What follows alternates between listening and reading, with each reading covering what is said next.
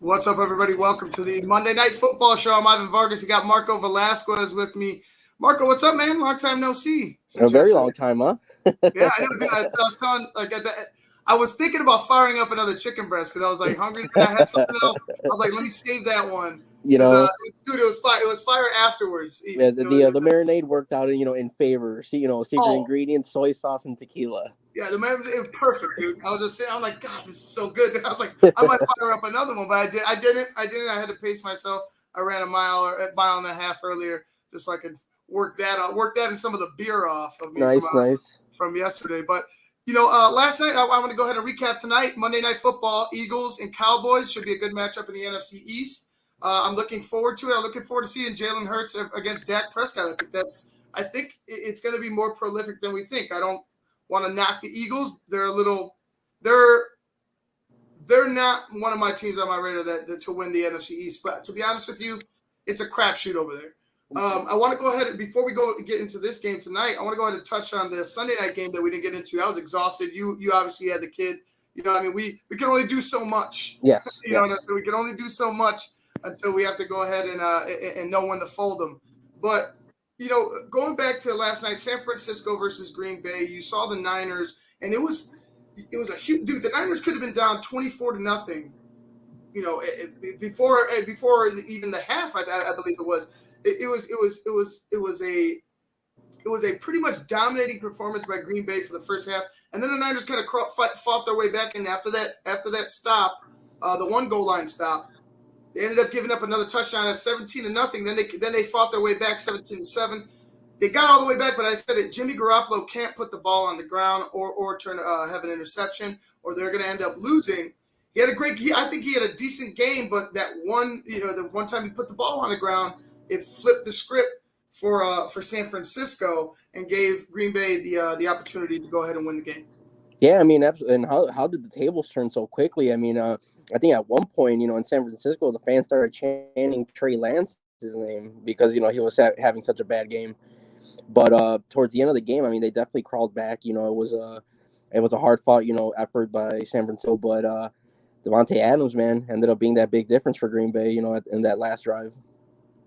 Yeah, and you know what? He was the man. Obvious. I mean, clearly he's Aaron Rodgers' favorite target, but he's showing why he's the number one receiver in the league. The guy just does his thing. Now, are you the number one receiver because of Aaron, or are you the number one receiver because you are? And I'm not knocking his skills. Devontae Adams has skills, but it'll be if Aaron does leave and Devontae ends up leaving, and they end up going their separate ways. I want to see how well.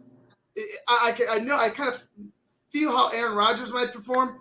I want to see how Devontae performs without his guy, without Aaron Rodgers throwing to him and with somebody else throwing to him. That's maybe possibly could not be one of the like a veteran. He could possibly be a younger guy. Yeah, I mean, in all honesty, I mean, I see Devontae Adams, and it's almost like seeing D Hop. Like you put him in a new scenario, and I think he's still going to ball out. To be honest with you, I mean, I think he's that special player. It would be intriguing to see him, in a different uniform, but honestly, that talent goes wherever he goes. So I think he'd be successful wherever he ends up. Yeah, and it was at times it was just pitch and catch. It was like surgical at times. It was Aaron. Here's Devontae open. Here's Devontae open. I'm looking. I'm like, what kind of coverage are you playing? Like the number 38 was so far off of Devontae at times. I'm just like, man, you need to switch up if you're San Francisco. You need to figure something else out because the guy was just. I mean, wherever he was on the field, he ended up getting open. Aaron Rodgers ended up finding him, and you saw it on that last drive. All the way up, 37 seconds left. You're going to leave Devontae Adams open in the middle of the field? Like, wow. Yeah, Cincinnati, they give them credit. They fought back. They are going to be involved in what's going on in this playoff picture, but that's a tough one. That's a tough way to lose it, giving Devontae an open field, especially in the middle of the field like that, and then get worked down. He got you in the field goal position essentially by himself. Green Bay ends up winning the game. Mason Crosby kicks the field goal. They end up winning it. You know, give them credit. They fought like I said. It would have been there would have been a lot of questions in Green Bay had they lost that game. Had they lost that game, after having the lead that they did. And I feel like, Yes. in San Francisco, I don't think that the sky is falling, but you're gonna continue to hear a Trey Lance, Trey Lance, Trey Lance. He ran a nice little touchdown, but you saw how Justin Fields struggled, right? I feel like Trey Lance, I don't feel like he has that same type of offensive line that's in kind of shambles right now. But I do feel like he is that let him grow and then put him in when it's all said and done. I think there needs to be a little bit of a growing period for Trey Lance. But you know what? Moving on, we're going to go ahead and get to tonight's game, Dallas and Philadelphia.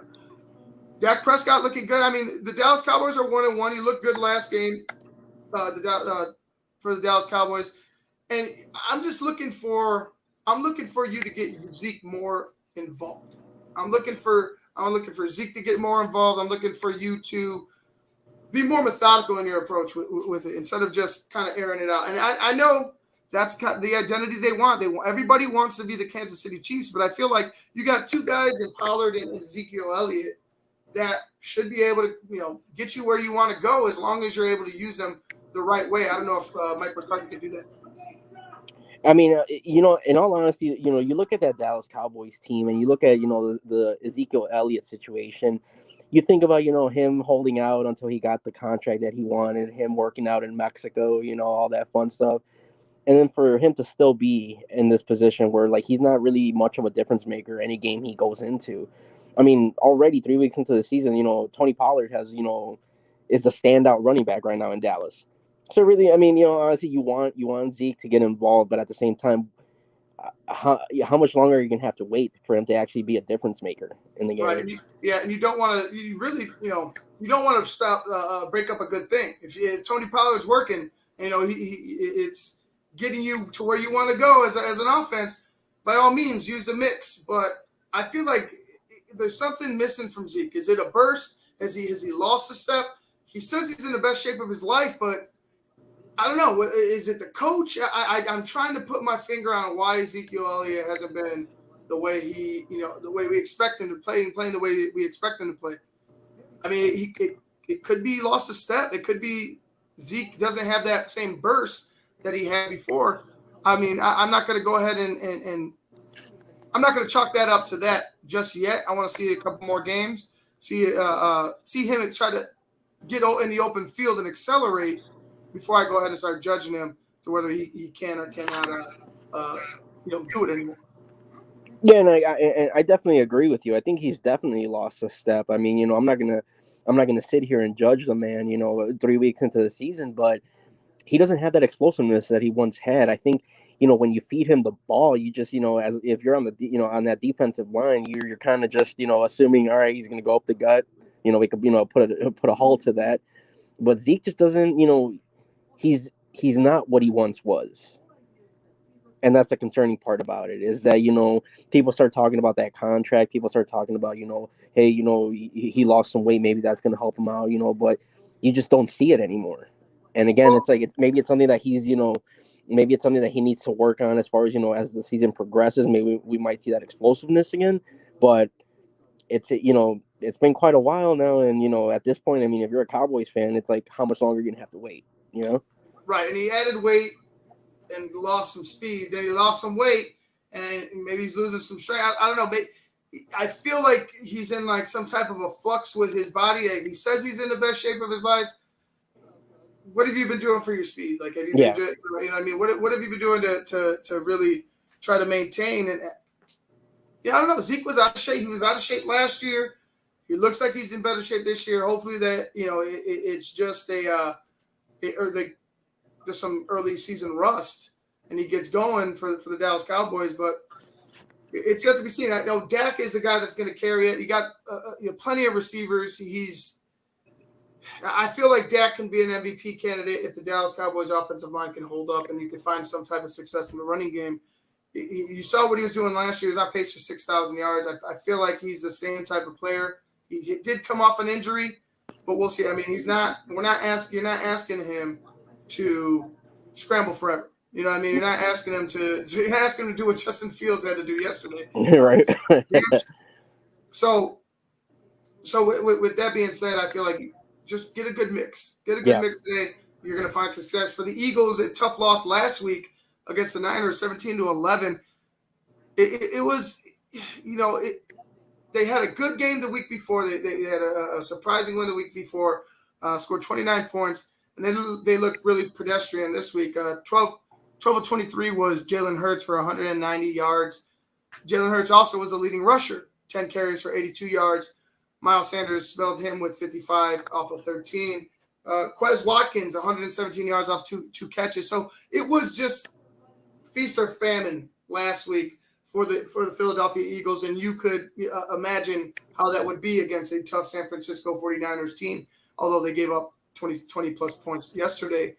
It's a different offense than the Philadelphia Eagles in Green Bay, but going to the Eagles, both teams are coming in here 1-1. I feel like if you're able to keep this game close, because you know how fast Dallas can score, if you're able to keep this game close, find some success in the running game, find some type of success with Miles Sanders or Jalen Hurts in the running game, you're going to be able to, at least keep it close for a majority of the game and maybe find yourself in a position to win late.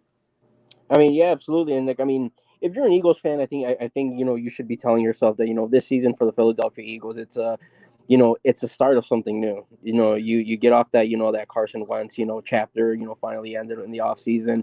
Then you see the future in Jalen Hurts, and I mean, so far early in the season, week 3, I think Jalen Hurts has definitely shown some flashes of brilliance. You see what he can do. He can throw the ball. I think he has a good arm. He's a mobile quarterback. But you definitely want to see how that team develops as far as his connection with Watson, and then Devonta Smith, who they felt like they got a steal in the draft. So it's for the Eagles, I think it's an exciting time. I think I think very highly of Jalen Hurts, and I think he can do a lot for that team. All right, guys. Marco, we're going to go ahead and wrap things up with our predictions. It's going to be a shorter one because I got to get to What's Up Cuz here in about 15 minutes. Check out What's Up Cuz on SportsZone Chicago at 6 o'clock. But your prediction for Dallas, Philadelphia tonight, score and who wins? I'm gonna take the Dallas Cowboys. Honestly, I think Dak is definitely gonna make a difference. For the Cowboys today. I think he has a really good game. As far as throwing to his receivers, Cooper, and then CeeDee Lamb. I think he has a standout game. But I'm gonna go with Dallas 30-14. Say it again. You broke up at the last Oh, second. sorry. I'm going with Dallas 30-14. 30-14. All right, 34. That's big points for Dallas. I'm gonna go with the theme and stick with Dallas. I'm gonna make it a little tighter match. I think it's gonna be 30-24. I think I gave Dallas that touchdown just because I feel like they can have a higher scoring output than the Philadelphia Eagles. But I'm gonna go Dallas 30, Philadelphia 24, 6-point difference. I do see it as a high scoring game. I don't trust Dallas's defense as much as of right now, but we'll see how that goes. So it's Dallas all around for right now. We're going to join you guys at halftime on the Monday Night Football Show. For Marco Velasquez, I'm Ivan Vargas. See you at the half.